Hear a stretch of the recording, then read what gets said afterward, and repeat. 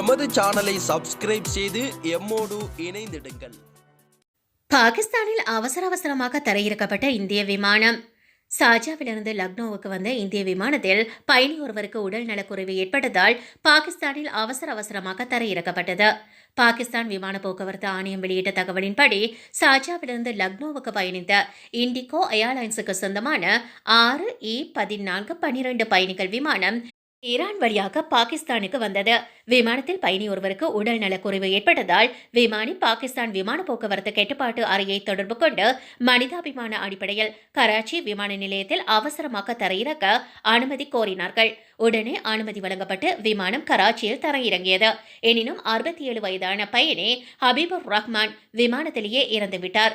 மாரடைப்பால் அவர் இறந்ததாக பாகிஸ்தான் மருத்துவ குழு தெரிவித்துள்ளதாக பாகிஸ்தான் விமான போக்குவரத்து ஆணையம் தெரிவித்துள்ளது. மருத்துவ சட்டமுறைகள் முடிந்த பின்னர் கராச்சியிலிருந்து புறப்பட்ட விமானம் இந்தியா வந்தடைந்தது. பாகிஸ்தானில் இந்திய விமானம் அவசரமாக தரையிறங்க அனுமதி வழங்கப்படுவது இது முதல் முறையல்ல. கடந்த நவம்பர் மாதம் பயணியொருவர் மாரடைப்பால் இறந்ததால் சவுதியிலிருந்து இந்தியா வந்த விமானம் பாகிஸ்தானில் அவசரமாக தரையிறக்கப்பட்டதும் குறிப்பிடத்தக்கது. சினிமா தியேட்டர், பார், மசாஜ் கிளப் என நவீன வசதிகளுடன் 400 அறைகள் விண்வெளியில் உருவாக்கும் ஹோட்டல். சினிமா தியேட்டர், பார், மசாஜ் கிளப் என நவீன வசதிகளுடன் 400 அறைகள் கொண்ட ஹோட்டல் ஒன்று விண்வெளியில் உருவாக்கி வருகிறது. அமெரிக்காவின் ஆர்பிட்டல் அசெம்பிளி கார்ப்பரேஷன் நிறுவனத்தின் சார்பில் விண்வெளியில் கட்டப்பட்டு வருகின்ற வொயேஜர் ஸ்டேஷனில் ஹோட்டல் கட்டுமான பணிகள் வருகின்ற 2025ஆம் ஆண்டு முடிவுக்கு வரும் என்று எதிர்பார்க்கப்படுகிறது. இந்த குழுவில் நாசா வீரர்கள், விமானிகள், பொறியியலாளர்கள் மற்றும் கட்டிட கலைஞர்கள் உள்ளனர். வெவ்வேறு நோக்கங்களுக்காக பல்வேறு பகுதிகள் உள்ளடக்கிய ஒரு அமைப்பை உருவாக்குதல் மற்றும் அதிவேக விண்வெளி ரயிலாக இருக்கும். முழுமையாக சொல்லப்போனால் இது இதுவரை மனிதனால் உருவாக்கப்பட்ட மிகப்பெரிய பொருளாக இது இருக்கின்றது. இந்த 24 ஒருங்கிணைந்த வாழ்விட தொகுதிகள் ஒவ்வொன்றுக்கும் 20 மீட்டர் நீளமும் 12 மீட்டர் அகலமும் கொண்டதாக இருக்கும். மேலும் ஓட்டல் அறைகள் முதல் திரைப்பட அரங்குகள் வரை வேறுபட்ட செயல்பாட்டை கொண்டிருக்கும். விண்வெளி ஓட்டல் ஒரு பெரிய வட்டமாக இருக்கும் மற்றும் செயற்கை ஈர்ப்பை உருவாக்க இது சந்திரனின் மேற்பரப்பில் காணப்படும் ஈர்ப்பு விசைக்கு சமமாக அமைக்கப்படும். இந்த ஹோட்டலில் தங்குகின்ற அறைகள், சினிமா தியேட்டர்கள், பார், மசாஜ் கிளப் என ஏராளமான வசதிகள் உள்ளன. ஒரே நேரத்தில் 400 பேர் வரை தங்கும் வசதி கொண்ட இந்த ஹோட்டலின் கட்டுமான பணிகள் விரைவாக நடந்து வருகின்றன. ஒரு கப்பலில் நீங்கள் பார்க்க விரும்புகின்ற அனைத்தும், ஆனால் இது ஒவ்வொரு 90 நிமிடங்களும் உலகை சுற்றும் வகையில் இருக்கின்றது. பணிகள் நிறைவு பெற்ற பின்னர் இது அமெரிக்க விண்வெளி ஆய்வு மையமான நாசாவிடம் விற்கப்படலாம் என்று கூறப்பட்டுள்ளது. 2025ஆம் ஆண்டு கட்டுமான பணிகள் முடிந்தாலும் 2027ஆம் ஆண்டு முதலாக மனிதர்கள் செல்ல முடியும் என்று ஆர்பிட்டல் நிர்வாகம் கூறியுள்ளது. ஆனால் கட்டுமான பணிகளுக்காக செலவு, மனிதர்கள் தங்கும் செலவு குறித்த விவரங்கள் இன்னும் வெளியாகவில்லை. கொழும்பு துறைமுகத்தின் மேற்கு முனையம் இந்தியா மற்றும் ஜப்பானுக்கு. கொழும்பு துறைமுகத்தின் மேற்கு முனையத்தை இந்தியா மற்றும் ஜப்பானுக்கு இணைந்து அபிவிருத்தி செய்ய அமைச்சரவை அனுமதி வழங்கியுள்ளது. 35 வருட காலத்தில் மேற்கு முனையத்தை அபிவிருத்தி செய்து அதனை திரும்பவும் இலங்கை துறைமுக அதிகார சபையிடம் ஒப்படைக்கும் உடன்பாட்டின் கீழ் இந்த திட்டம் செயற்படுத்தப்படுகிறது என துறைமுகங்கள் மற்றும் கப்பத்துறை அமைச்சர் ரோஹித அபே குணவர்தன அமைச்சரவையில் தாக்கல் செய்த அமைச்சரவை பத்திரத்தில் தெரிவிக்கப்பட்டுள்ளது. கொழும்பு துறைமுகத்தின் கிழக்கு முனையத்தை இந்தியாவின் அதானி நிறுவனத்திற்கு வழங்க அரசாங்கம் ஏற்கனவே முடிவு செய்திருந்தது. துறைமுக தொழிற்சங்கங்கள் மற்றும் பொதுமக்கள் மத்தியில் ஏற்பட்ட கடும் எதிர்ப்பு காரணமாக அரசாங்கம் அந்த திட்டத்தை கைவிட்டது. இந்நிலையில் கொழும்பு துறைமுகத்தின் மேற்கு முனையத்தை இந்தியா மற்றும் ஜப்பான் நாடுகள் இணைந்து அபிவிருத்தி செய்யும் நடவடிக்கை எடுக்கப்பட்டுள்ளது. காங்கேசன்துறை துறைமுகத்திலிருந்து இந்தியாவுக்கு பயணிகள் கப்பல் சேவை. யாழ்ப்பாணம் காங்கேசன்துறை துறைமுகத்திலிருந்து இந்தியாவின் பாண்டிச்சேரி மாநிலத்தின் காரைக்கால் வரை பயணிகள் கப்பல் சேவை ஆரம்பிப்பது தொடர்பான புரிந்துணர்வு உடன்படிக்கை கைச்சாத்திடப்பட்டுள்ளது. இந்த புரிந்துணர்வு உடன்படிக்கை நேற்று புதுடில்லியில் கைச்சாத்திடப்பட்டுள்ளது. இந்தியாவின் சாகர் மால அபிவிருத்தி கூட்டுத்தாபனத்தின் முகாமையாளர் திலீப் குமார் குப்தா மற்றும் இலங்கை இந்திய பயணிகள் கப்பல் சேவை சார்பில் சி நிரஞ்சன் நந்தகோபன் ஆகியோர் இந்த புரிந்துணர்வு உடன்படிக்கையை கைச்சாத்திட்டுள்ளனர். ஜனாசா விவகாரம் அடக்கம் செய்வதை உறுதிப்படுத்திய இம்ரான் கான். கோவிட்-19 தொற்றினால் உயிரிழக்கின்ற முஸ்லிம்களை அடக்கம் செய்ய அனுமதிக்கப்படுவார்கள் என்று முஸ்லிம் நாடாளுமன்ற உறுப்பினர்களுக்கு முதலில் அறிவித்தது பாகிஸ்தான் பிரதமர் இம்ரான் கான் என்பது உறுதி செய்யப்பட்டுள்ளது. கொழும்பு ஊடகம் ஒன்று இதனை வெளியிட்டிருக்கின்றது. அனைத்து முஸ்லிம் நாடாளுமன்ற உறுப்பினர்களுடனான சந்திப்பின் போது இம்ரான்கான் இதனை உறுதி செய்துள்ளார். இந்த விவகாரம் குறித்து ஜனாதிபதி மற்றும் பிரதமருடன் கலந்துரையாடியதாகவும் நேர்மறையான பதில் கிடைத்ததாகவும் இம்ரான்கான் தெரிவித்துள்ளார். இந்நிலையில் பாகிஸ்தான் பிரதமர் இம்ரான்கான் தெற்காசியாவின் முஸ்லிம் தலைவராக இந்தியாவை தவிர பிராந்தியத்தில் உள்ள அனைத்து நாடுகளினதும் அங்கீகரிக்கப்பட்டுள்ளார் என அந்த செய்தியில் மேலும் தெரிவிக்கப்பட்டுள்ளது. குறைந்த டிஜிட்டல் தரம் கொண்ட நாடாக பட்டியலிடப்பட்டுள்ள இலங்கை. குறைந்த அளவிலான டிஜிட்டல் தரம் கொண்ட நாடுகள் பட்டியலில் இலங்கை கடைசி இடத்தை பிடித்துள்ளதாக இலங்கை தகவல் தொழில்நுட்ப பிரிவு தெரிவித்துள்ளது. இணைய சேவை குறித்து உலகில் 85 நாடுகளில் மேற்கொள்ளப்பட்ட ஆய்வுக்கு அமைய இலங்கை கடைசி இடத்தை பிடித்துள்ளது. இந்த பட்டியலில் சிறந்த இணைய சேவை வழங்கும் 5 நாடுகளும் குறைந்த சேவையை வழங்கும் நாடுகள் 5 குறித்தும் தகவல் வெளியிடப்பட்டுள்ளது. சிறந்த இணைய சேவை வழங்கும் பட்டியலில் சிங்கப்பூர் முதலிடத்தை பிடித்துள்ளன. ஸ்வீடன், நெதர்லாந்து, நோர்வே மற்றும் டென்மார்க் ஆகிய நாடுகள் அடுத்தடுத்த இடங்களை பிடித்துள்ளன.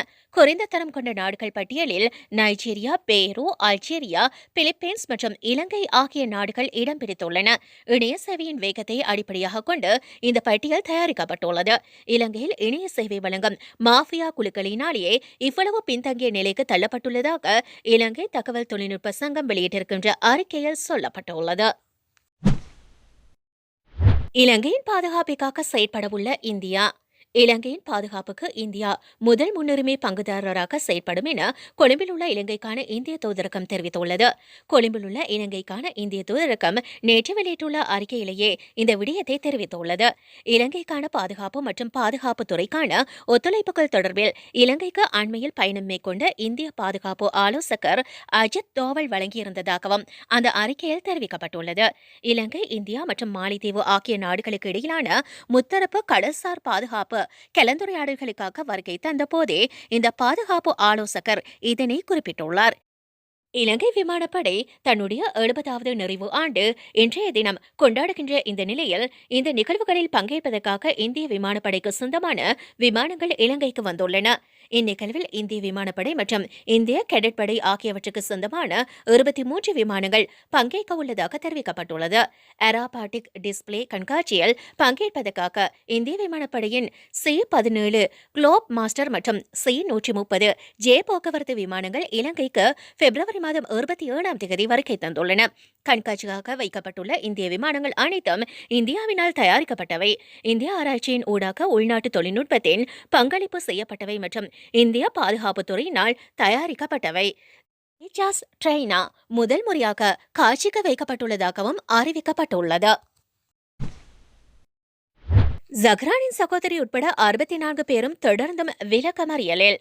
உயிர்த்த ஞாயிறு தாக்குதல் தொடர்பாக காத்தான்குடி பிரதேசத்தில் கைது செய்யப்பட்ட சஹ்ரானின் சகோதரி சியோன் தேவாலய தாக்குதலுடன் தொடர்புடையவர்கள் உட்பட வெவ்வேறு 4 வழக்குகளை கொண்ட 64 பேரையும் எதிர்வருகின்ற 15ஆம் தேதி வரை விளக்கமறியலில் வைக்குமாறு உத்தரவிடப்பட்டுள்ளது. இது தொடர்பான வழக்கு நேற்றைய தினம் விசாரணைக்கு எடுத்துக் கொள்ளப்பட்ட போதே காணொலி மூலம் மட்டக்களப்பு நீதவான் நீதிமன்ற நீதவான் ஏசிய ரிஸ்வான் இவ்வாறு உத்தரவிட்டுள்ளார். 2019ஆம் ஆண்டு ஏப்ரல் மாதம் 21ஆம் தேதி உயிர்த்த ஞாயிறன்று இடம்பெற்ற தாக்குதலின் பின்னர் ஜஹ்ரான் குழுவோடு தொடர்புடையவர்கள் என்றும் இவர்கள் ஹம்பாந்தோட்டை மற்றும் நோரெலியா போன்ற இடங்களுக்கு பயிற்சிக்காக சென்றவர்கள் என்ற சந்தேகத்தில் காத்தான்குடியைச் சேர்ந்த 63 பேர் கைது செய்யப்பட்டுள்ளனர். இவர்களில் 5 பேர் பிணையில் விடுவிக்கப்பட்ட நிலையில் 58 பேர் தொடர்ந்தும் விளக்கமறியலில் வைக்கப்பட்டுள்ளனர். இந்த 58 பேருடன் குண்டு தாக்குதல் தொடர்பாக வெவ்வேறு 4 வழக்குகள் இலக்கங்களை கொண்ட ஜஹ்ரானின் சகோதரி மற்றும் அவரின் கணவர் சியோன் தேவாலய தற்கொலை குண்டு தாக்குதலை மேற்கொண்ட ஆசாத்தின் தாயார் சியோன் தேவாலய தற்கொலை குண்டுதாரிக்கு பிரயாணம் செய்ய பேருந்து ஆசனம் பதிவு செய்த சந்தேகத்தில் கைது செய்யப்பட்டவர் என 6 பேர் உட்பட 64 பேரும் தொடர்ந்தும் விளக்கமறியலில் வைக்கப்பட்டுள்ளனர். இந்த நிலையில் குறித்த வெவ்வேறு 4 வழக்குகள் இலக்கங்களை கொண்ட 69 பேரின் வழக்குகள் வழக்குகள் இன்று மட்டக்களப்பு நீதவான் நீதிமன்றில் விசாரணைக்கு எடுத்துக் கொள்ளப்பட்ட போது பிணையில் விடுவிக்கப்பட்ட 5 பேரும் நீதிமன்றில் ஆஜராகிய நிலையில் ஏனைய 64 பேரும் வெவ்வேறு மாவட்டத்தில் உள்ள சிறைகளில் வைக்கப்பட்டுள்ளதுடன் நாட்டில் ஏற்பட்டுள்ள கோவிட்-19 தொற்று அச்சுறுத்தல் காரணமாக அழைத்து வர முடியாத காரணத்தினால் காணொலி மூலமாக மட்டக்களப்பு நீதவான் நீதிமன்ற நீதிபதி ஏசிய ரிஸ்வான் 64 பேரையும் எதிர்வருகின்ற 15ஆம் தேதி வரை விளக்கமறியலில் வைக்குமாறு உத்தரவிட்டுள்ளார். கனேடியர்கள் யாரெல்லாம் ஆக்ஸ்போர்ட் அஸ்ட்ரஜெனேகா தடுப்பூசியை போடக்கூடாது? வெளியான முக்கிய தகவல். ஆக்ஸ்போர்ட் அஸ்ட்ரஜெனேகா தடுப்பூசியை யாரெல்லாம் போடக்கூடாது என்பது குறித்து கனடாவின் தேசிய ஆலோசனை குழு முக்கிய தகவல் ஒன்றை வெளியிட்டிருக்கின்றது. கனடாவில் தடுப்பூசி போடும் பணிகள் தொடங்கி நாடு முழுவதும் டோஸ்கள் விநியோகிக்கப்பட்டு வருகின்றது. இந்நிலையில் 65 மற்றும் அதுக்கு மேற்பட்ட வயதுடைய கனேடியர்களுக்கு ஆக்ஸ்போர்ட் அஸ்ட்ரஜெனேகாவின் கொரோனா வைரஸ் தடுப்பூசியை பரிந்துரைக்கவில்லை என்று நோய் தடுப்பு மருந்துகளுக்கான தேசிய ஆலோசனை குழு தெரிவித்துள்ளது. இந்த நேரத்தில் இந்த தடுப்பூசியின் செயல்திறன் குறித்து வரையறுக்கப்பட்ட தகவல்களால் 65 வயது மற்றும் அதுக்கு மேற்பட்ட நபர்களுக்கு இந்த தடுப்பூசியை பயன்படுத்த NSCI பரிந்துரைக்கவில்லை என்று ஆலோசனை குழு தனது சமீபத்திய பரிந்துரைகள் அறிக்கையில் தெரிவித்திருக்கிறது. பைசர், பயோஎன்டெக் மற்றும் மாடர்னாவை தொடர்ந்து இந்த வாரம் வெள்ளிக்கிழமை ஆக்ஸ்போர்ட் அஸ்ட்ரஜெனேகா தடுப்பூசிக்கு ஒப்புதல் வழங்கிய நாடாக கனடா இருக்கிறது. அஸ்ட்ரஜெனேகா தடுப்பூசியின் முதல் டோஸ்கள் புதன்கிழமைக்கு முன்பே வரக்கூடும் என கனடா நம்பிக்கை தெரிவித்துள்ளது. சவுதி மீது தொடரும் சராமாரி ஏவுகணை தாக்குதல் கதிகலங்க வைக்கின்ற ஹவுதி வெளியான புகைப்படங்கள். மத்திய கிழக்கு நாடான சவுதி அரேபியா மீது மீண்டும் ஏவுகணை தாக்குதல் நடத்தப்பட்ட சம்பவம் பரபரப்பை ஏற்படுத்தியுள்ளது.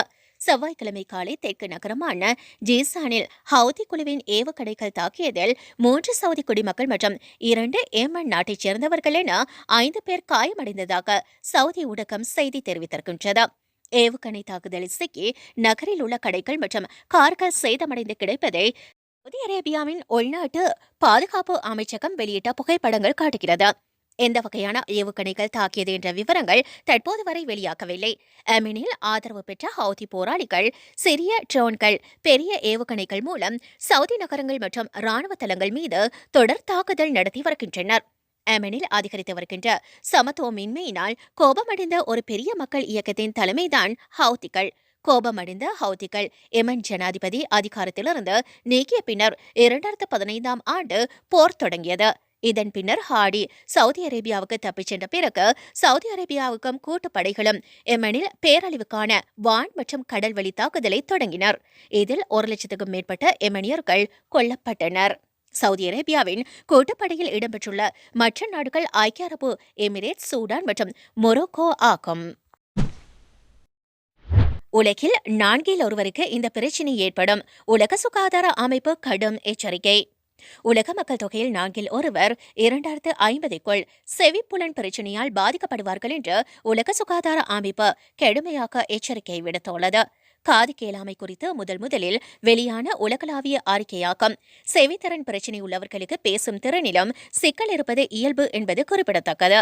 இந்த பிரச்சினை மேலோங்காமல் இருக்க உடனடியாக அதுக்கான தடுப்பு மற்றும் சிகிச்சை நடவடிக்கைகளில் கூடுதல் முதலீடு செய்ய வேண்டும் என்று உலக நாடுகளுக்கு உலக சுகாதார அமைப்பு அழைப்பு விடுத்துள்ளது. இதன் மூலம் தொற்றுக்கள், நோய்கள், பிறப்பு குறைபாடுகள், சத்த வெளிப்பாடு மற்றும் வாழ்க்கை முறை தேர்வுகள் போன்ற பல சிக்கல்களுக்கான காரணங்களை தடுக்க முடியும் என்று அந்த அறிக்கையில் சுட்டிக்காட்டப்பட்டுள்ளது. இந்த அறிக்கை நடவடிக்கைகளின் தொகுப்பை முன்மொழிந்த சுகாதார அமைப்பு இதற்கு வருடத்துக்கு ஒரு நபருக்கு $1.33 செலவாகும் என்று கணக்கிடப்பட்டுள்ளது. இந்த பிரச்சினை சரியாக கவனிக்கப்படவில்லை என்பதால் ஒவ்வொரு ஆண்டும் $1 டிரில்லியன் செலவழிக்கப்படுவதாக கூறப்பட்டுள்ளது. இந்த பிரச்சினை குறித்து செயல்பட தவறினால் முன்னெச்சரிக்கை நடவடிக்கைகளுக்கான செலவுகளை விட பாதிக்கப்பட்டவர்களின் உடல் நலம் மற்றும் நல்வாழ்வுக்கான செலவுகள் விலை உயர்ந்ததாக இருக்கும். மேலும் தகவல் தொடர்பு, கல்வி மற்றும் வேலைவாய்ப்பு ஆகியவற்றிலிருந்து அவர்கள் விலக்கப்படுவதால் ஏற்படுகின்ற நிதி இழப்புகள் அதிகரிக்கும் என்றும் அந்த அறிக்கை சுட்டிக்காட்டியிருக்கிறது. தற்போது உலகளவில் 5 பேரில் ஒருவருக்கு செவிப்புலன் பிரச்சினை இருக்கிறது. ஆனால் அடுத்த 3 தசாப்தங்களில் காது கேளாமை பிரச்சினை உள்ளவர்களின் எண்ணிக்கை 1.5 மடங்குக்கும் மேலாக அதிகரிக்கக்கூடும் என்று அந்த அறிக்கை எச்சரிக்கை விடுத்துள்ளது. இப்படியே போனால் 700 மில்லியன் மக்களுக்கு 2050ஆம் ஆண்டில் ஒருவிதமான சிகிச்சை தேவைப்படும் அளவுக்கு தீவிரமான நிலையை கொண்டிருக்கும் என்று கடுமையாக எச்சரிக்கை விடுக்கப்பட்டுள்ளது. முஸ்லிம் திருமண சட்டத்தில் மாற்றம் வழங்கப்பட்டது அனுமதி. இலங்கையில் முஸ்லிம் திருமணம் மற்றும் விவாகரத்து குறைந்தபட்ச திருமண வயதை 18ஆக உயர்த்துவதற்கான யோசனைக்கு அமைச்சரவை ஒப்புதல் அளித்துள்ளது. தற்போது முஸ்லிம் சட்டத்தின்படி 12 வயதுக்கு மேற்பட்டவர்களை திருமணம் செய்து கொள்ள அனுமதிக்கப்பட்டுள்ளது.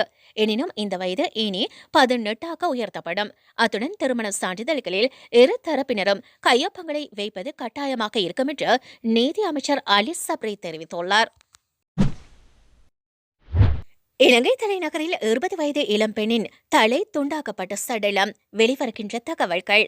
கொழும்பில் நேற்று பயணப்பையில் தலை துண்டிக்கப்பட்ட யுவதியொருவரின் சடலம் புறக்கோட்டை டாம் வீதியில் வர்த்தக நிலையங்களுக்கு முன்பாக எவ்வாறு கொண்டுவரப்பட்டது தொடர்பிலான தகவல்கள் வெளியாகியுள்ளன. இலக்கம் 143 பாதையில் இயங்குகின்ற ஹங்வெல புறக்கோட்டை பேருந்தில் சந்தேக நபர் ஒருவர் குறித்த சடலத்தை எடுத்து வந்துள்ளமை கண்டுபிடிக்கப்பட்டுள்ளதாக போலீஸ் ஊடக பேச்சாளர் பிரதி போலீஸ் மா அதிபர் அஜித் ரோகன தெரிவித்துள்ளார். சுமார் 20 வயது மதிக்கத்தக்க யுவதியொருவரின் சடலமே இவ்வாறு கண்டெடுக்கப்பட்டுள்ளதாக தெரிவிக்கப்பட்டுள்ளது. குறித்த நபர் டாம் வீதியினூடாக பயணப்பையை தள்ளிக் கொண்டு வருவதை சிசிடிவி காட்சிகளில் பதிவாகியுள்ளது. அதன்படி அவர் பயணித்த இலக்கம் 143 பாதையில் இயங்குகின்ற பஸ் போலீஸ் காவலில் எடுக்கப்பட்டுள்ளது. குறித்த பேருந்தின் ஓட்டுநர் மற்றும் நடத்துனரிடம் விசாரித்த போது சந்தேக நபர் ஹாங்வெல பகுதியிலிருந்து ஒரு பயணப்பொதியுடன் ஏறியது உறுதி செய்யப்பட்டுள்ளது. இதற்கிடையில் அந்த சடலத்துக்கு இன்று பிரேத பரிசோதனை நடத்தப்படும் என்று தெரிவிக்கப்பட்டுள்ளது. இதேவேளை பையை கொண்டு செல்லும் நபரின் சிசிடிவி காட்சிகள் வெளியிடப்பட்டுள்ளன. அவர் தொடர்பாக ஏதேனும் தகவல் தெரிந்தால் 0718 591 557 அல்லது அவசர இலக்கம் 0112 433 333 என்ற எண்ணுக்கு தெரியப்படுத்துமாறு போலீசார் கோருகின்றனர். 19 வயது அழகிய பெண்ணிடம் மனதை பறிகொடுத்த 55 வயது போலீஸ் அதிகாரி. விமர்சனத்தை கிளப்பிய திருமணம், தம்பதி புகைப்படம். பாகிஸ்தானில் 55 வயது போலீஸ் அதிகாரி ஒருவர் 19 வயதான அழகிய கான்ஸ்டபிள் இளம்பெண்ணை காதல் திருமணம் செய்து கொண்டுள்ளார். பாகிஸ்தானில் டிஸ்பி பதவியில் இருப்பவர் நரோவால் ஷபீர் சட்டா. இவருக்கு வயது 55. இவர் தலைமையின் கீழ் இக்ரா 19 வயது என்ற இளம்பெண் கான்ஸ்டபிளாக பணியாற்றி இருக்கிறார். இக்ரா மீது ஷபீருக்கு பார்த்தவுடனே காதல் ஏற்பட்டது. இதையடுத்து இருவரும் சமீபத்தில் திருமணம் செய்து கொண்டுள்ளனர். தம்பதியின் புகைப்படம் சமூக வலைதளங்களில் வைரலாகி வருகிறது. இருவருக்கும் பெரிய அளவில் வயது வித்தியாசம் இருக்கின்ற நிலையில் பலரும் இந்த திருமணத்தை விமர்சித்திருக்கின்றனர். அதே சமயத்தில் பலரும் தம்பதிக்கு வாழ்த்து தெரிவித்து பதிவிட்டிருக்கின்றார்கள். எப்படி இருந்தாலும் தன்னுடைய வாழ்க்கை குறித்து தீர்மானிக்கும் வயது இக்ராவுக்கு உள்ளது என்ற கருத்துக்களும் முன்வைக்கப்படுகின்றது. பிரித்தானிய சுகாதார செயலாளர் கூறிய மிகவும் நல்ல செய்தி. தடுப்பூசி குறித்து வெளியான ஆச்சரியமான ஆய்வு முடிவுகள். பிரித்தானியாவில் செலுத்தப்படுகின்ற பைசர் மற்றும் ஆக்ஸ்போர்ட் தடுப்பூசிகள் குறித்து வெளியான ஆச்சரியமான ஆய்வறிக்கையை இது பிரித்தானியர்களுக்கு மிகுந்த நல்ல செய்தி என பிரித்தானிய சுகாதார செயலாளர் மேட் ஹான்காக் பாராட்டியுள்ளார். பிரித்தானியாவில் முதியவர்களிடையே நடத்தப்பட்ட ஒரு ஆய்வில் பைசர் மற்றும் ஆக்ஸ்போர்ட் அஸ்ட்ராஜெனேகா தடுப்பூசிகள் கொரோனா வைரஸ் தொற்று மற்றும் கடுமையான நோய்களை குறைப்பதில் மிகவும் பயனுள்ளதாக இருப்பதாகவும் மருத்துவமனையில் சேர்க்கப்படுகின்றவர்களின் எண்ணிக்கை 80% அதிகமாக குறைந்திருப்பதாகவும் அதிகாரப்பூர்வ தகவல்கள் வெளியாகியுள்ளன. 65 வயதுக்கு மேற்பட்டவர்களுக்கு அஸ்ட்ராஜெனேகா தடுப்பூசியை அங்கீகரிப்பதற்கு மறுப்பு தெரிவித்திருந்த பிரான்சும் ஜெர்மனியும் தற்போது தங்கள் முடிவை மாற்றிக்கொள்ள கருதும் இந்த நிலையில் இந்த ஆய்வின் முடிவு வெளியாகியிருக்கிறது. பப்ளிக் ஹெல்த் இங்கிலாந்து கடந்த ஜனவரி மாதம் முதல் தரவுகளை சேகரித்து நிஜ உலக ஆய்வின்படி இந்த முடிவுகளை வெளியிட்டிருக்கிறது. முதல் டோஸ் வழங்கப்பட்டதிலிருந்து அடுத்த 35 நாட்களுக்கு பிறகு கொரோனா வைரஸ் தொற்றிலிருந்து ஒருவர் பெரும் பாதுகாப்பு பைசர் காட்டிலும் ஆக்ஸ்போர்ட் தடுப்பூசி சிறந்த பலனை அளிப்பதாக முடிவுகள் கூறுகின்றன. 80 வயதுகளில் இருப்பவர்களுக்கு 2 தடுப்பூசிகளும் முதல் டோஸிலேயே 80% அதிகமான பயனளிப்பதாக ஆய்வில் தெரிய வந்திருக்கிறது. 2 தடுப்பூசிகளும் 70 வயது மற்றும் அதுக்கு மேற்பட்ட வயதானவர்களிடையே கோவிட்-19 நோய் தொற்றை குறைப்பதில் மிகவும் பயனுள்ளதாக இருக்கும் என்று ஆய்வில் மேலும் தெரியப்படுத்தியுள்ளது. சுகாதார செயலாளர் மேட் ஹான்காக் இந்த புதிய ஆய்வை பிரித்தானியர்களுக்கு மிகவும் நல்ல செய்தி என்று பாராட்டியுள்ளார். இத்தாலியில் 2000 ஆண்டுகள் பழமை வாய்ந்த தேர் கண்டுபிடிப்பு. இத்தாலிய சுமார் 2000ஆம் ஆண்டுகள் பழமையான தேரொன்று அகழ்வார் ஆராய்ச்சியில் கண்டுபிடிக்கப்பட்டுள்ளது. தெற்கு இத்தாலியின் பண்டைய நகரமான வெல்லாவில் தொல்லியல் ஆராய்ச்சியாளர்கள் ஒரு பெரிய 4 சக்கர சடங்கு தேரை கண்டுபிடித்துள்ளனர். வெண்கல மற்றும் தகரத்தால் உருவாக்கப்பட்ட அந்த தேரை அதன் மர எச்சங்கள் மற்றும் கயிறுகளின் முத்திரையுடன் கிட்டத்தட்ட முழுமையாக அப்படியே கண்டெடுத்துள்ளனர். தேர் வெண்கல மற்றும் சிவப்பு மற்றும் கருப்பு மர பெனல்களால் அலங்கரிக்கப்பட்டுள்ளது. பின்புறத்தில் வெண்கல மற்றும் தகர பதக்கங்களால் பொறிக்கப்பட்ட பல்வேறு கதைகள் உள்ளன. மேலும் இதில் ரோமானிய காலத்தில் அடிக்கடி பயன்படுத்தப்பட்ட பெருமளவான இலையுதிர் ஆங்கில ஆக் மரம் பயன்படுத்தப்பட்டுள்ளது. இந்த தேர் 2000 ஆண்டுகளுக்கு முன்பு திருவிழாக்கள், அணிவகுப்புகள் மற்றும் ஊர்வலங்கள் போன்ற சடங்குகளுக்கு பயன்படுத்தப்பட்டிருக்கலாம் என்று ஆய்வாளர்கள் நம்புகின்றனர். மேலும் இந்த வகை தேர் இதற்கு முன்னர் இத்தாலியில் காணப்படவில்லை. அதுக்கு பதிலாக வடக்கு கிரேக்கத்தில் உள்ள திரேசிலிருந்து கிடைத்த கண்டுபிடிப்புகளை ஒத்திருக்கிறது என்று அதிகாரிகள் தெரிவித்துள்ளனர். இந்த ஆண்டுக்குள்ளாவது இந்த கொடிய கொரோனா தொற்று முடிவுக்கு வருமா? உலக சுகாதார அமைப்பின் கருத்து. இந்த ஆண்டுக்குள் கொரோனா தொற்று முடிவுக்கு வரும் என்று நினைப்பது உண்மைக்கு ஒவ்வாத, முதிர்ச்சி அடையாத எண்ணமாகும் என்று உலக சுகாதார அமைப்பின் மூத்த அலுவலர் ஒருவர் குறிப்பிட்டுள்ளார். உலக சுகாதார அமைப்பின் அவசர கால திட்டங்களுக்கான இயக்குநரான டாக்டர் மைக்கேல் ரயன் தான் இவ்வாறு தெரிவித்துள்ளார். முடிந்தவரை கொரோனா பரவலை கட்டுப்பாட்டில் வைப்பது மட்டுமே உலகின் இப்போதைய ஒரே இலக்காக இருக்க வேண்டும் என்று அவர் குறிப்பிட்டுள்ளார். அதே நேரத்தில் சமீபத்திய தடுப்பூசி கண்டுபிடிப்புகள் குறைந்தபட்சம் மருத்துவமனையில் அனுமதிக்கப்படுதல் மற்றும் இறப்பு ஆகியவற்றையாவது குறைக்க உதவுவதாகவும் தெரிவித்துள்ளார் அவர். இன்று செய்தியாளர்கள் சந்திப்பொன்றில் பேசிய அவர், நாம் ஸ்மார்ட்டாக செயல்பட்டால் இந்த கொரோனாவால் ஏற்படுகின்ற மருத்துவமனை அனுமதிப்புகள் மற்றும் இறப்புகளை இந்த ஆண்டு முடிவாக்கில் முடிவுக்கு கொண்டு வரலாம் என்று நம்பிக்கை வெளியிட்டிருக்கின்றார். தடுப்பூசிகள் மருத்துவமனை அனுமதிப்புகள் மற்றும் இறப்புகள் மீது மட்டும் தாக்கத்தை ஏற்படுத்தாமல் தொற்று பரவல் அபாயம் மீதும் தாக்கத்தை ஏற்படுத்துமாக இருந்தால் இந்த கொரோனா கொள்ளை நோயை வேகமாக கட்டுப்படுத்தலாம் என்று அவர் குறிப்பிட்டுள்ளார். இருந்தாலும் நாம் சாதித்து விட்டோம் என திருப்தி அடைந்துவிடும் ஒரு மனநிலைமை ஏற்பட்டுவிடக் கூடாது. காரணம், மீண்டும் கொரோனா பரவத் தொடங்காது என்பதற்கான எந்த உத்தரவாதமும் இல்லை என்று எச்சரிக்கின்றார் ரயன். பிரித்தானியாவில் எந்தெந்த திகதியில் என்னென்ன கட்டுப்பாடுகள் தளர்த்தப்படும்? வெளியான முழு விபரம். பிரித்தானிய பிரதமர் பாரிஸ் ஜான்சன் கடந்த வாரம் கொரோனா கட்டுப்பாடுகளை படிப்படியாக தளர்த்தும் திட்டத்தை அறிவித்த நிலையில் அதன் அடிப்படையில் எந்தெந்த திகதியில் என்னென்ன கட்டுப்பாடுகள் தளர்த்தப்படும் என்பது குறித்து முழு விபரம் வெளியாகியுள்ளது. கட்டுப்பாடுகள் 4 கட்டங்களாக தளர்த்தப்பட உள்ளது. விஞ்ஞானிகள் மற்றும் அரசியல்வாதிகள் தரவுகளை ஆய்வு செய்ய ஒவ்வொரு கட்டங்களுக்கு இடையில் குறைந்தபட்சம் 5 வாரங்கள் இடைவெளி இருக்குமாம். எனினும் நிலைமை மோசமடைந்துள்ளதாக தரவுகள் மூலம் தெரிய வந்தால் கட்டுப்பாடுகள் தளர்த்தும் திகதி மாற்றப்படும் என்று கூறப்பட்டுள்ளது. மார்ச் மாதம் 8ஆம் தேதி முதற்கட்டமாக நாட்டில் உள்ள அனைத்து பள்ளிகள் மற்றும் கல்லூரிகள் மீண்டும் திறக்கும். பராமரிப்பு இல்லங்களில் உள்ளவர்களை ஒருவர் சந்திக்க அனுமதி அளிக்கப்படும். வெளிப்புறங்களில் 2 பேர் சந்திக்க அனுமதி கிடைக்கப்படுகிறது.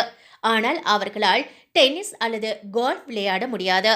மார்ச் மாதம் 29ஆம் தேதி வெளிப்புறங்களில் 6 பேர் வரை சந்திக்க அனுமதி கிடைக்கப்படுகிறது என்றும் ரூல் ஆஃப் 6 விதி மீண்டும் அமலுக்கு வரும் மற்றும் வீட்டிலேயே இருக்குமாறு மேற்கொள்ளப்படுகின்ற விழிப்புணர்வு முடிவுக்கு வருகிறது. ஆனால் வீட்டிலிருந்து வேலை செய்ய ஊக்குவிக்கப்படும். ஏப்ரல் மாதம் 12ஆம் தேதி 2ஆம் கட்டமாக சிகை அலங்காரம் மற்றும் அழகு நிலையங்கள், உயிரியல் பூங்காக்கள், தீம் பார்க்கள் மற்றும் ஜிம்கள் போன்ற அத்தியாவசிய சில்லறை விற்பனை கடைகள் திறக்கலாம். ஆப்கள் மற்றும் உணவகங்கள் அவுட்டோர் டைனிங்கை தொடங்கலாம் மற்றும் தங்குமிடங்களில் செல்ஃப் கேட்டரிங்கை மீண்டும் தொடங்கலாம். மே மாதம் 14ஆம் தேதி 3வது கட்டமாக 30 பேருடன் பெரும்பாலான வெளிப்புற கூட்டங்கள் மீண்டும் நடத்தலாம் மற்றும் உட்புற உணவு மற்றும் ட்ரிங்கிங் மீண்டும் தொடங்கலாம். வரம்புகள் மற்றும் சோதனைகளுடன் வெளிப்புற நிகழ்ச்சிகளும் விளையாட்டுகளும் திறக்கலாம். 30 நபர்களுடன் திருமணங்கள், திருமண வரவேற்புகள் மற்றும் சடங்குகள் ஆகியவற்றை அனுமதிக்கப்படுகிறது. ஜூன் மாதம் 21ஆம் தேதி 4வது கட்டமாக சமூக தொடர்புக்கான அனைத்து சட்ட வரம்புகளும் நீக்கப்படும். இரவு விடுதிகள் மீண்டும் திறக்கவும் திருவிழாக்கள் போன்ற பெரிய நிகழ்வுகளுக்கான கட்டுப்பாடுகளை நீக்க முடியும் என்று அரசாங்கம் நம்பிக்கை தெரிவித்துள்ளது. திருமணங்களுக்கான கட்டுப்பாடுகளை நீக்குவதாக அமைச்சர்கள் நம்பிக்கை தெரிவித்துள்ளனர். ஐநாவில் இலங்கையின் கோரிக்கையை ஏற்க மறுப்பு, அரசாங்கம் கடும் எதிர்ப்பு. மனித உரிமைகள் ஆணையாளரின் அறிக்கையில் குறிப்பிடப்பட்டுள்ள பரிந்துரைகளுக்கு இலங்கை எதிர்ப்பு தெரிவித்தாலும் அதனை அமல்படுத்த நடவடிக்கை எடுக்கப்படும் என்று ஐக்கிய நாடுகளின் மனித உரிமைகள் பேரவை அலுவலகம் கடந்த வாரம் அறிக்கை வெளியிட்டிருந்தது. கடந்த வாரம் ஐக்கிய நாடுகள் மனித உரிமைகள் ஆணையாளரால் சமர்ப்பிக்கப்பட்ட அறிக்கை குறித்த அரசாங்கத்தின் பதிலை வெளியிட வேண்டும் என்ற கோரிக்கையை ஐக்கிய நாடுகள் மனித உரிமைகள் ஆணையாளர் அலுவலகம் புறக்கணித்ததாக இலங்கை கடும் எதிர்ப்பினை வெளியிட்டுள்ளது. அரசாங்கத்தின் பதில்களையும் இணைத்து ஆணையாளரின் அறிக்கையுடன் வெளியிடுமாறு ஜெனீவாவில் உள்ள இலங்கையின் வதிவிட பிரதிநிதி கோரிக்கை விடுத்திருந்தார். இருப்பினும் குறித்த கோரிக்கையை புறக்கணிக்கப்பட்டு திருத்தப்படாத அறிக்கை பேரவையின் 46வது அமர்வு பட்டியலில் சேர்க்கப்பட்டதாகவும் தெரிவித்த மனித உரிமைகள் பேரவையின் தலைவர் நஜாத் ஜமீமுக்கு எழுதிய கடிதத்தில் இந்த ஆட்சேபனை வெளியிடப்பட்டுள்ளது. 2021 ஆண்டு ஜனவரி மாதம் 27ஆம் தேதி அன்று இலங்கை அரசாங்கம் மனித உரிமைகள் ஆணையாளரின் அறிக்கையை முன்கூட்டியே திருத்தப்படாத பதிப்பு குறித்து தனது கருத்துக்கள் பகிர்ந்து கொண்டது என ஜெனீவாவில் உள்ள ஐக்கிய நாடுகள் அலுவலகத்திற்கான இலங்கைக்கான தூதுவரும் நிரந்தர பிரதிநிதியுமான CA சந்திரபிரேம சுட்டிக்காட்டியுள்ளார். அதில் மனித உரிமைகள் பேரவை உட்பட எந்த ஒரு நிறுவனமும் உறுப்பு நாடு பற்றி ஒரு அறிக்கையை வெளியிட்டால் அத்தகைய அறிக்கை சம்பந்தப்பட்ட அரசாங்கத்தின் பதில்களையும் இணைத்தே வெளியிடப்பட வேண்டும் என்று சுட்டிக்காட்டப்பட்டுள்ளது. லடாக் மோதலில் சீன ராணுவத்தை வழிநடத்தியவருக்கு நாடாளுமன்றத்தில் முக்கிய பதவி. லடாக் எல்லை விவகாரத்தில் இந்தியா மற்றும் சீனா இடையே நீண்ட காலமாக உரசல் போக்கு நீடித்து வந்தது. இது கடந்த ஆண்டு மே மாதத்தில் பெரும் மோதலாக வெடித்தது. லடாக் எல்லையில் இந்தியா மற்றும் சீன வீரர்கள் சராமரியாக மோதிக்கொண்டனர். இந்த பிரச்சினைக்கு இன்னும் தேர்வு காணப்படாமல் நீண்டு கொண்டே செல்கிறது. இந்நிலையில் இந்திய எல்லையில் சீன படைகளுக்கு தலைமை தாங்கிய முன்னாள் ராணுவ அதிகாரி ஒருவரை நாடாளுமன்ற குழுவின் இணைத் தலைவராக சீன அரசு நியமித்துள்ளது. 2017ஆம் ஆண்டு டாக்லாம் எல்லையில் இந்திய ராணுவத்துடனான மோதலின் போதும் கடந்த ஆண்டு லடாக் எல்லையில் நடந்த சண்டையின் போதும் சீன படைகளுக்கு தலைமை தாங்கியவர் மூத்த ராணுவ அதிகாரி ஜயாவோ. அண்மையில் ராணுவத்திலிருந்து ஓய்வு பெற்ற இவர் சீன நாடாளுமன்றத்தின் செல்வாக்கு மிக்க குழுவான வெளியுறவு விவகாரங்கள் குழுவின் இணைத் தலைவராக நியமிக்கப்பட்டுள்ளார். ஜெர்மனியில் மீண்டும் பொது முடக்கம் நீடிப்பு எப்போது வரை? ஜெர்மனியில் மீண்டும் பொது முடக்கம் நீடிக்கப்பட உள்ளது.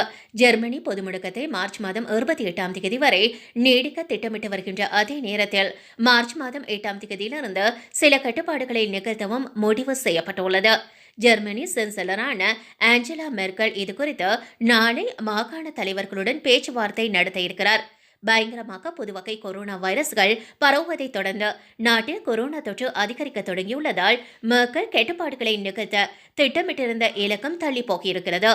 7 நாட்களில் 1,00,000 பேரில் 35 பேருக்கு மட்டுமே புதிதாக கொரோனா பரவல் கண்டுபிடிக்கப்படுகின்ற நிலை ஏற்படும் போது பொது முடக்கத்தை நிகழ்த்தலாம் என மெர்க்கல் இலக்கு வைத்திருந்தார்.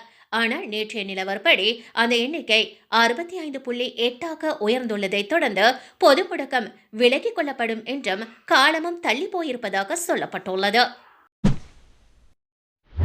ஜெனீவாவில் இலங்கைக்கு மோசமான நிலை, இந்தியாவிடம் அமைச்சர் கெஹலியா அவசர கோரிக்கை. ஜெனீவா தொடரில் இலங்கைக்கு எதிராக அநீதியில் இந்தியா பங்காளியாக கூடாது. மனித உரிமைகள் ஆணையாளரின் அறிக்கையானது முற்றிலும் ஏற்றுக்கொள்ள முடியாததொன்றாகும். இதனை பொய்மையின் உச்சக்கட்ட நிலைமையாகவே இலங்கை கருதுகிறது. எனவே தான் நட்பு நாடுகள் பல இம்முடன் இணைந்துள்ளன. அந்த வகையில் ஆசியாவில் இலங்கைக்கு மிக நெருங்கிய நட்பு நாடென்ற ரீதியில் இந்தியா அந்த அநீதியில் ஒத்துழைக்காது என்ற நம்பிக்கை உள்ளதாக அரசாங்கம் குறிப்பிட்டுள்ளது. அமைச்சரவை தீர்மானங்களை அறிவிக்கின்ற ஊடகவியலாளர் சந்திப்பு இன்று செவ்வாய்க்கிழமை இணைய வழியூடாக நடைபெற்றது. இதன்போது ஐக்கிய நாடுகள் மனித உரிமைகள் பேரவை குறித்து கேட்கப்பட்ட கேள்விகளுக்கு பதில் அளிக்கும் போதே மேற்கண்டவாறு குறிப்பிட்டுள்ளார். இங்கு பதிலளித்த அமைச்சரவையின் பேச்சாளர் கெஹலியா ராம்பக்வெல மேலும் குறிப்பிடுகையில், ஐக்கிய நாடுகள் மனித உரிமை பேரவையில் இலங்கைக்கு எதிராக சமர்ப்பிக்கப்பட்டுள்ள பிரேரணை தொடர்பில் இந்தியா இதுவரையில் அதன் நிலைப்பாட்டை அறிவிக்கவில்லை. இந்தியாவின் ஆதரவின்றி அந்த சவாலை வெற்றி கொள்ள முடியுமா என்று கேட்கப்பட்டது. இந்த விடயத்தில் நாம் யாரையும் சுட்டிக்காட்டப் போவதில்லை. இலங்கை தொடர்பில் சமர்ப்பிக்கப்பட்டுள்ள அறிக்கை அநீதியானது என்பதை நாம் வலியுறுத்தியுள்ளோம். அந்த நிலைப்பாட்டிலிருந்து நாம் ஒருபோதும் விலகப் போவதில்லை. அதில் இலங்கை ஸ்திரமானதும் உறுதியானதுமான நிலைப்பாட்டிலேயே உள்ளது. மனித உரிமைகள் ஆணையாளரின் அறிக்கை முழுமையாகவே அநீதியானது. எனவே அதனை அடியோடு நிராகரித்துள்ளோம். ஆசியாவில் இந்தியாவானது இலங்கைக்கு மிக நெருங்கிய அயல் நட்பு நாடாகும். அந்த வகையில் ஐநா மனித உரிமைகள் பேரவை தொடரில் இலங்கைக்கு எதிரான அநீதிகளுக்கு இந்தியா ஒருபோதும் ஒத்துழைக்காது என்ற ஆழமான நம்பிக்கை எமக்கு இருக்கிறது. இது தொடர்பில் பல கருத்துக்களை முன்வைத்திருக்கின்றோம். ஐக்கிய நாடுகள் மனித உரிமை பேரவையின் ஆணையாளர் முன்வைக்கப்படுகின்ற கருத்துக்களில் நாம் அதிருப்தி அடைந்துள்ளோம். காரணம், அவரால் முன்வைக்கப்பட்ட அனைத்து விடயங்களுமே உண்மைக்கு முரணானதாக காணப்படுகிறது. பொய்மையின் உச்சக்கட்ட நிலையாக அது இருக்கிறது. இதனை இலங்கை கருதுகிறது. எனவே தீர்மானத்துக்கு ஒத்துழைக்க வழங்க வேண்டாம் என்று இதனுடன் தொடர்புபட்ட அனைவரிடமும் நாம் கோரிக்கை விடுக்கின்றோம். விடுதலை புலிகளின் அமைப்பினால் வடக்கில் உள்ள சிறுவர்களுக்கு இழைக்கப்பட்ட அநீதியை சகலரும் நினைவில் கொள்ள வேண்டும். எனவே இலங்கைக்கு எதிராக கொண்டுவரப்பட்டுள்ள தீர்மானத்தை தடுத்தாலே பாதிக்கப்பட்ட அந்த சிறுவர்களுக்கும் மக்களுக்கும் நீதி கிடைத்துவிடும். எனவே நீதி வெல்லும் என்ற நம்பிக்கை எமக்கு இருக்கிறது. கடந்த காலத்தில் இலங்கைக்கு எதிராக இடம்பெற்ற பாரிய மோசடிகளின் மற்றொரு பகுதியாகவே இது அமைகிறது. அவற்றில் பிரதானமானது முன்னாள் அமைச்சர் மங்கள சமரவீர ஐநா பிரேரணைக்கு இணை அனுசரணை வழங்கியமையாகும். அவரின் இந்த செயல்பாடே இலங்கை இன்று இவ்வாறு பாரிய நெருக்கடிகளுக்கு முகம் கொடுத்துள்ளன பிரதான காரணமாகவும் அமைந்துள்ளன. எனவே இது தொடர்பில் எமது கடும் அதிருப்தியை தெரிவிக்கின்றோம். இலங்கை ராணுவத்தை குற்றவாளிகளாக்கும் மிகவும் மோசமான இந்த யோசனைக்கு நாம் முற்றாக நிராகரிக்கின்றோம். விடுதலை புலிகள் அமைப்பின் மோசமான செயற்பாடுகள் தொடர்பில் உலகின் பல நாடுகளும் புரிந்து கொண்டுள்ளன. இந்த யதார்த்தத்தை புரிந்து கொண்டுள்ள நாடுகள் எம்முடன் இணைந்துள்ள சந்தர்ப்பத்தில் புலம்பெயர் புலிகளின் தேவைகளுக்காக அரசியல் நோக்கங்களுடன் செயல்படுகின்றவர்கள் தொடர்பிலும் நாம் விழிப்படைந்து விட்டோம். அவர்களின் தேவை என்ன என்பதை தெளிவாக்க கூறியுள்ளோம். எனவே இந்தியா நியாயத்தின் பக்கமே நிற்கும் என்று ஸ்திரமாக நம்புகின்றோம். அத்தோடு சீனா மற்றும் ரஷ்யா போன்ற நாடுகள் இலங்கைக்கு சார்பாக பேசும் நாடுகளுக்கு நன்றி கூறுகின்றோம். இந்த நாடுகள் யதார்த்தத்தை உணர்ந்து செயற்படுவதைப் போலவே தற்போது அநீதிக்கு துணை போகின்ற நாடுகளையும் உண்மையை உணர்ந்து செயற்படுமாறு அநீதிக்கு துணை போக வேண்டாம் என்று கேட்டுக்கொள்கின்றோம் என்று அவர் குறிப்பிட்டுள்ளார். தற்போதைய நிலையில் இலங்கை தொடர்பில் ஜெனீவா தொடரில் இலங்கைக்கு எதிரான அநீதியில் இந்தியா பங்காளியாக கூடாது என கூறியிருப்பது மேற்குலக ரீதியில் கடுமையான நிலைப்பாடுகள் எடுக்கப்படலாம் எனும் அச்சம் இலங்கை அரசுக்கு ஏற்பட்டிருப்பதை அமைச்சரவையின் பேச்சாளர் கஹலியா ராம்பக்வெலவின் கூற்று வெளிப்படுத்தும் வகையில் அரசியல் அவதானிகள் குறிப்பிடுகின்றார்கள். லடாக் பதட்டத்துக்கு மத்தியில் மும்பை மின்வெட்டுக்கு சீன சைபர் தாக்குதல் தான் காரணம். அமெரிக்கா நிறுவனம் பரபரப்பு தகவல். லடாக் பதட்டத்துக்கு மத்தியில் மும்பையில் நடந்த மிகப்பெரிய மின்வெட்டுக்கு சீன சைபர் தாக்குதல் காரணம் என அமெரிக்க நிறுவனம் ஒன்று பரபரப்பு தகவல் வெளியிட்டிருக்கிறது. கிழக்கு லடாக்கில் சீனாவின் ஊடுருவல் முயற்சியால் இருதரப்பு மோதல், உயிரிழப்புகள் என கடந்த மே மாதத்திலிருந்து பதற்றம் நிலவி வருகிறது. அங்கு அமைதி ஏற்படுத்துவதற்காக இருதரப்பும் நடத்திய தொடர் பேச்சுவார்த்தைகளின் பலனாக கடந்த மாதத்திலிருந்து இரு நாடுகளும் படைகளை வாபஸ் பெற்று வருகின்றன. இது ஒரு புறம் இருக்க, மும்பையில் கடந்த அக்டோபர் மாதம் 12ஆம் தேதி திடீரென மிகப்பெரிய மின்தடை சம்பவம் ஒன்று நிகழ்ந்துள்ளது. இதனால் மின்சார ரயில் போக்குவரத்து பாதிப்பு, கொரோனா ஊரடங்கால் வீடுகளிலிருந்தே பணியாற்றியவர்களுக்கு இடையூறு என மிகப்பெரிய பாதிப்பு ஏற்பட்டது. பொருளாதார கட்டமைப்புகளும் கணிசமான பாதிப்புகளை சந்தித்தன.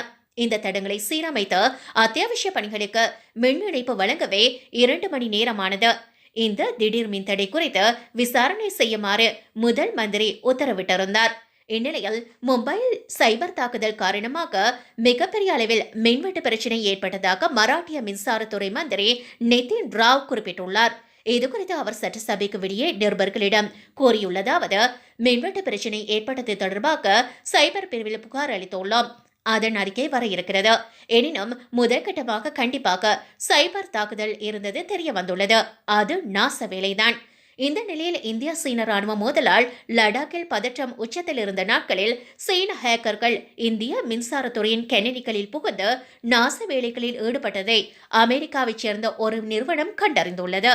அதாவது அமெரிக்காவின் மசாசூச்சைச் சேர்ந்த ரிகார்டட் பியூச்சர்ஸ் என்ற அந்த நிறுவனம் சீன அரசின் ஆதரவு கும்பலொன்று இந்திய நிறுவனங்களில் ஊடுருவும் செயல்களில் ஈடுபட்டு வருவதை கடந்த ஆண்டு தொடக்கத்திலிருந்தே கண்காணித்து வந்துள்ளது. பின்னர் கடந்த ஆண்டின் பிற்பகுதியில் இந்த ஊடுருவல் முயற்சிகள் உச்சத்தில் இருந்ததை கண்டறிந்துள்ளது. மின்தேவை மற்றும் விநியோகத்தை சமநிலையில் வைத்திருக்கின்ற 5 மண்டல விநியோக மையங்கள் உள்பட இந்தியாவின் தனித்துவமிக்க 10 மின்துறை நிறுவனங்களை இந்த ஹேக்கர்கள் தங்கள் இலக்காக வைத்திருந்ததாக அமெரிக்க நிறுவனம் குறிப்பிட்டிருக்கிறது. அத்துடன் 2 துறைமுகங்கள் உள்ளிட்ட நிறுவனங்களும் இந்த கும்பலின் இலக்காக இருந்ததாகவும் அந்த நிறுவனம் வெளியிட்ட அறிக்கையில் மேலும் கூறப்பட்டுள்ளது. சீன ஹேக்கர்களின் இந்த ஊடுருவல் மற்றும் சைபர் தாக்குதல் காரணமாகவே மும்பை மின்தடை ஏற்பட்டிருக்கலாம் என்ற சந்தேகம் எழுந்துள்ளது. இதை நியூயார்க் டைம்ஸ் நாளிதழ் வெளியிட்டிருக்கிறது. அதாவது இந்தியா தனது எல்லை உரிமை கோரல்கள் தீவிரமாக எடுத்து வைத்தால் அங்கு என்ன நடக்கும் என்று சீனா விடுக்கின்ற எச்சரிக்கையாக இது இருக்குமோ என்ற சந்தேகத்தை மும்பை மின்தடை எழுப்பியிருப்பதாக அந்த நாளிதழில் குறிப்பிடப்பட்டுள்ளது. ஆனால் இந்த குற்றச்சாட்டை சீனா மறுத்துள்ளது. இது தொடர்பாக சீனா வெளியுறவுத்துறை செய்தி தொடர்பாளர் வாங் வென்பின் நேற்று செய்தியாளர்களிடம் கூறும்போது இது பொறுப்பட்ட மற்றும் தவறான நோக்கம் கொண்ட குற்றச்சாட்டு என்று தெரிவித்துள்ளார். அவர் மேலும் கூறுகையில் சைபர் பாதுகாப்பை சீனா உறுதியாக கொண்டுள்ளது. எந்த வகையான சைபர் தாக்குதலையும் நாங்கள் எதிர்ப்பதுடன் அதுக்கு எதிராக போராடியும் வருகின்றோம். இந்த சைபர் தாக்குதலின் வேரை கண்டறிய முடியாது. எந்த ஒரு ஆதாரமும் இல்லாமல் நீங்கள் யூகிக்கவோ அல்லது ஒரு நாட்டை குற்றம் சாட்டவோ முடியாது. இந்த முயற்சிகளை சீனா உறுதியாக எதிர்க்கிறது என்று அவர் தெரிவித்துள்ளார். அதே நேரம் சீன ஹேக்கர்களின் இந்த நாச வேலை குறித்து மத்திய அரசு சார்பில் எந்த கருத்தும் வெளியாகவில்லை என்பதும் குறிப்பிடத்தக்கது. லடாக் மோதல் மூலம் இந்திய நிலப்பரப்பில் ஊடுருவ முயன்ற சீனா அதில் வெற்றி பெற முடியாததால் ஹேக்கர்கள் மூலம் இந்திய உட்கட்டமைப்பு துறைகளில் நாச வேலைக்கு முயன்றிருக்கும் என்ற தகவல் நாடு முழுவதும் அதிர்ச்சியை ஏற்படுத்தியுள்ளது.